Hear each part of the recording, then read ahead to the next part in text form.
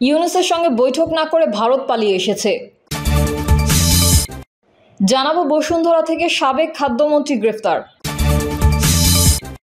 এদিকে আবার বেড়েছে ডিমের দাম। লেবাননে ইসরায়েলের বিমান হামলার প্রতিবাদ, জাতিসংঘের কার্যকারিতা নিয়ে প্রশ্ন মির্জা ফখরুলের। এবং সর্বশেষ জানাবো ক্ষমতা ব্যবহার করে যেভাবে ব্যাংক খাতের মাফিয়া হয়ে ওঠেন নজরুল। এতক্ষণ শুনছিলেন সংবাদ শিরোনাম, এবারে বিস্তারিত। তবে তার আগে অনুরোধ থাকবে আমাদের চ্যানেলটি সাবস্ক্রাইব করে বেল আইকনটি ক্লিক করুন। ইউনূসের সঙ্গে বৈঠক না করে ভারত পালিয়ে এসেছে। বাংলাদেশের অন্তর্বর্তী সরকারের প্রধান উপদেষ্টা ডক্টর মোহাম্মদ ইউনূসের সঙ্গে বৈঠক না করে জাতিসংঘ থেকে ভারত পালিয়ে এসেছে বলে মন্তব্য করেছেন বিএনপির ভাইস চেয়ারম্যান শামসুজ্জামান দুদু। সীমান্ত হত্যা বন্ধ ও সাবেক প্রধানমন্ত্রী শেখ হাসিনার বিচারের দাবিতে দেশ বাঁচাও মানুষ বাঁচাও আন্দোলন নামের একটি সংগঠন এই সমাবেশ আয়োজন করে। শামসুজ্জামান দুদু বলেন, ডক্টর মোহাম্মদ ইউনূসের সঙ্গে আমেরিকা সহ বেশ কয়েকটি দেশ বৈঠক করেছে, কিন্তু আমাদের পার্শ্ববর্তী দেশ ভারত পালিয়ে এসেছে। ডক্টর ইউনূসের সঙ্গে বসে নাই, তার মানে তারা গণতন্ত্রের সঙ্গে বসে নাই। যেই দেশ ৭১-এ মুক্তিযুদ্ধ করেছে, ৯০ ও ২০২৪ সালে গণতন্ত্রের জন্য রক্ত দিয়েছে, তার পক্ষে ভারত দাঁড়ায় নাই। সীমান্তে বাংলাদেশি নাগরিক হত্যার সমালোচনা করে তিনি বলেন, সীমান্তে বাংলাদেশি নাগরিকদের হত্যা করা হচ্ছে। যাদের হত্যা করা হয় তারা বাংলাদেশের সীমানার মধ্যেই থাকে। কোনো প্রকার সতর্ক করা ছাড়াই তাদের নির্বিঘ্নে হত্যা করা হচ্ছে। এটি জঘন্যতম অপরাধ। এর তীব্র নিন্দা ও প্রতিবাদ জানাচ্ছি। এটা বন্ধ করতে হবে। পৃথিবীর অন্য কোনো দেশের সীমান্তে এরকম বর্বরতা নাই। আওয়ামী লীগের সমালোচনা করে দুদু বলেন, সীমাহীন লুটপাট, গণতন্ত্র হত্যা, নির্বিচারে মানুষ হত্যা করেছে আওয়ামী লীগ। গত ১৬ বছর ধরে বিএনপির নেতাকর্মী সহ যারাই অধিকার আদায়ের কথা বলেছে তাদেরকেই হয় গুম করেছে, তা না হয় হত্যা করেছে, মামলা দিয়েছে। তারা বাংলাদেশ থেকে এত টাকা সরিয়েছে যে বিশ্বে অন্য কোনো রাষ্ট্রে অন্য কোনো রাজনৈতিক দলের এমন নজির নাই। তিনি বলেন, শেখ হাসিনা আন্দোলন করবে নাকি নির্বাচন করবে এটা তার ব্যাপার, তবে বাংলাদেশের মানুষ কখনো হত্যাকারীদের ছাড় দেয় নাই। এদেশের মানুষ ফ্যাসিবাদের কাছে কখনো মাথা নত করে নাই। যারা পালিয়ে গেছে তাদের এটা মনে রাখতে হবে। দুদু বলেন, আগামী দিন গণতন্ত্রের পক্ষের, স্বাধীনতা পক্ষের মানুষের দিন। আগামী দিন গণমানুষের ভোটে নির্বাচিত সরকার গণতন্ত্র প্রতিষ্ঠিত করবে। তারাই বাংলাদেশকে বিপদমুক্ত করবে এবং ১৬ বছরের যে জঞ্জাল তা পরিষ্কার করবে। এটাই বিএনপির লক্ষ্য। বসুন্ধরা থেকে সাবেক খাদ্যমন্ত্রী গ্রেফতার। নওগাঁ ১ আসনের সাবেক সংসদ সদস্য ও সাবেক খাদ্যমন্ত্রী সাধন চন্দ্র মজুমদারকে গ্রেফতার করেছে পুলিশ। সাবেক এই মন্ত্রীর বিরুদ্ধে একাধিক মামলা রয়েছে। বিষয়টি নিশ্চিত করেছেন ডিএমপির অতিরিক্ত পুলিশ কমিশনার রেজাউল করিম মল্লিক। তিনি বলেন, সাধন চন্দ্র মজুমদারকে বসুন্ধরা আবাসিক এলাকা থেকে গ্রেফতার করা হয়েছে। বিস্তারিত পরে জানানো হবে। এদিকে আবার বেড়েছে ডিমের দাম। অন্তর্বর্তী সরকার ডিমের দাম বেঁধে দিল। গত ২ দিনের ব্যবধানে ডিমের দাম হালিতে ৫ টাকা পর্যন্ত বেড়েছে। বাজারে ডিমের ডজন এখন ১৭০ টাকা থেকে ১৮০ টাকার মধ্যে বিক্রি হচ্ছে। স্থানীয় বাজারগুলোতে ডিমের হালি সাধারণত ৬০ টাকা এবং ডজন ১৭০ টাকায় বিক্রি হচ্ছে বলে জানা গেছে। বাংলাদেশ পোল্ট্রি অ্যাসোসিয়েশন অভিযোগ করেছে, কর্পোরেট প্রতিষ্ঠানগুলো সিন্ডিকেট করে দাম বাড়ানোয় এখন ডিমের দাম বেড়েছে। অন্যদিকে কর্পোরেট প্রতিষ্ঠানগুলো বলছে, বন্যার কারণে ডিমের সরবরাহ কমে যাওয়ার কারণে দাম বেড়েছে। বাজারের ডিমের দাম স্বাভাবিক রাখতে গত ১৫ সেপ্টেম্বর ডিমের উৎপাদন, পাইকারি ও খুচরা দাম নির্ধারণ করে দিয়েছেন অন্তর্বর্তী সরকারের পানি সম্পদ অধিদপ্তর।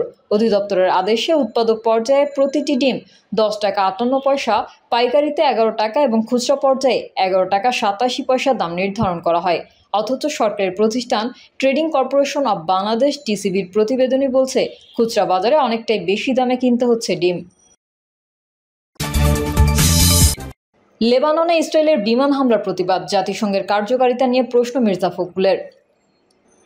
লেবাননের রাজধানী বৈরুতে ইসরায়েলের বিমান হামলার ঘটনায় তীব্র নিন্দা ও প্রতিবাদ জানিয়েছেন বিএনপির মহাসচিব মির্জা ফখরুল ইসলাম আলমগীর। বিএনপির মহাসচিব এক বিবৃতিতে এই নিন্দা ও প্রতিবাদ জানান বলে বৃহস্পতিবার দলটির সহ দপ্তর সম্পাদক অ্যাডভোকেট মোহাম্মদ তাইফুল ইসলাম টিপু স্বাক্ষরিত এক সংবাদ বিজ্ঞপ্তিতে জানানো হয়েছে। বিবৃতিতে মির্জা ফখরুল বলেন, গতকাল ইসরায়েল কর্তৃক লেবাননের রাজধানী বৈরুতে বিমান হামলা চালিয়ে বহু মানুষকে হতাহত করা হয়েছে। এসব হামলায় অসংখ্য শিশু, নারী, পুরুষ হতাহত হয়েছেন। ধ্বংস হয়েছে বহু স্থাপনা, অথচ বিশ্ব নীরব দর্শকের ভূমিকা পালন করছে। এ ঘটনায় তীব্র নিন্দা ও প্রতিবাদ জানিয়ে তিনি বলেন, জাতিসংঘের নিরাপত্তা কাউন্সিল আলোচনার পর আলোচনা করে চলেছে। অথচ এখন পর্যন্ত এই ভয়ঙ্কর প্রাণঘাতী যুদ্ধে সমাপ্তি ঘটাতে পারছে না। জাতিসংঘের কার্যকারিতা নিয়ে জনগণের মধ্যে প্রশ্নের উদ্বেগ হচ্ছে। এই প্রাণঘাতী, বিবেকহীন ও অর্থহীন যুদ্ধ এখনই বন্ধ করার জন্য আমি সংশ্লিষ্ট পক্ষগুলোকে আহ্বান জানাচ্ছি। আমরা মনে করি এই যুদ্ধ বন্ধ করতে না পারলে বিশ্ব আরও বেশি সংঘাতে জড়িয়ে পড়তে পারে। কাল বিলম্ব না করে এই বিষয়ে জাতিসংঘের কার্যকরী ব্যবস্থা গ্রহণের জন্য বিবৃতিতে আহ্বান জানান বিএনপির মহাসচিব। ক্ষমতা ব্যবহার করে যেভাবে ব্যাংক খাতের মাফিয়া হয়ে ওঠেন নজরুল ইসলাম মজুমদার ব্যাংক খাতে অঘোষিত মাফিয়া। টানা ১.৫ দশক বাংলাদেশ অ্যাসোসিয়েশন অব ব্যাংকার্সের চেয়ারম্যান ছিলেন। তার কথার উপর কেউ কথা বলতে পারতেন না। শেখ হাসিনার খুব ঘনিষ্ঠ হিসেবে পরিচিত। হাসিনার নামেই তিনি বিভিন্ন ব্যাংক থেকে চাঁদা তুলতেন। প্রতি বছর কয়েকশো কোটি টাকার চাঁদা তৎকালীন প্রধানমন্ত্রীর ত্রাণ তহবিলে জমা দিতেন। ছোট ও নতুন ব্যাংক থেকে ২ থেকে ৩ কোটি, মধ্যম সারির ব্যাংক থেকে ৪ থেকে ৬ কোটি এবং বড় ব্যাংক থেকে ১০ থেকে ২০ কোটি টাকা চাঁদা তুলতেন নজরুল ইসলাম মজুমদার। এছাড়া ব্যাংক ফুটবল টুর্নামেন্ট ছেড়ে কামিয়েছেন মোটা অঙ্কের টাকা। প্রতিটি ব্যাংকের শুধু এন্ট্রি ফি ছিল ২৫ লাখ টাকা। এর বাইরে অন্যান্য খরচ তো আছেই। নাম প্রকাশ না করার শর্তে একাধিক ব্যাংকের চেয়ারম্যান যুগান্তরকে বলেন, সব ব্যাংকের চেয়ারম্যানরা তখন জিম্মি ছিলেন, কেউ কথা বলতে পারতেন না। নজরুল ইসলাম মজুমদার যা বলতেন তাই হতো। এক ব্যাংকের চেয়ারম্যান বলেন, ব্যাংক খাতের আজকের দুর্দশার জন্য বিএবি বড় অংশে দায়ী। তিনি বলেন, বিএবির মতো একটা প্রতিষ্ঠান তখন খেলাধুলায় ব্যস্ত ছিল। কেন্দ্রীয় ব্যাংকের নিয়ম অনুযায়ী ঋণগ্রহীতার মৃত্যু, প্রাকৃতিক দুর্যোগ, মহামারী, মরক, নদী ভাঙ্গন, দুর্দশাজনিত কারণ বা বন্ধ প্রকল্পে আংশিক বা সম্পূর্ণ সুদ মওকুফ করা যাবে। আয়খাত বিকলন ও নিয়মিত ঋণের সুদ মওকুফ করার নিয়ম নেই। তবে নাসা গ্রুপের কারখানা সচল এবং প্রাকৃতিক কোনো দুর্যোগের ঘটনা না ঘটলেও আয়খাত বিকলন করে সুদ মওকুফ করে জনতা ব্যাংক। বাংলাদেশ ব্যাংকের বিশেষ অনুমোদন নিয়ে এই সুবিধা দেওয়া হয়। ২০২১ ও ২০২২ সালে বড় অঙ্কের সুদ মওকুফ করা ব্যাংকটি এখন নানা সংকটের মধ্যে দিয়ে যাচ্ছে। নিয়ম না মেনে বড় ঋণের সুদ মওকুফের ঘটনা নতুন করে আলোচনায় আনেন জাতীয় পার্টির তৎকালীন সংসদ সদস্য মুজিবুল হক চূন্য। ১০ই জুন জাতীয় সংসদে এক আলোচনায় তিনি বলেন, কোনো ব্যক্তি বা প্রতিষ্ঠানের সুদ মওকুফের ৪টি ইনগ্রিডিয়েন্টস রয়েছে। এর মধ্যে একটিও নেই এমন প্রতিষ্ঠানের কয়েকশো কোটি টাকা মওকুফ করা হয়েছে।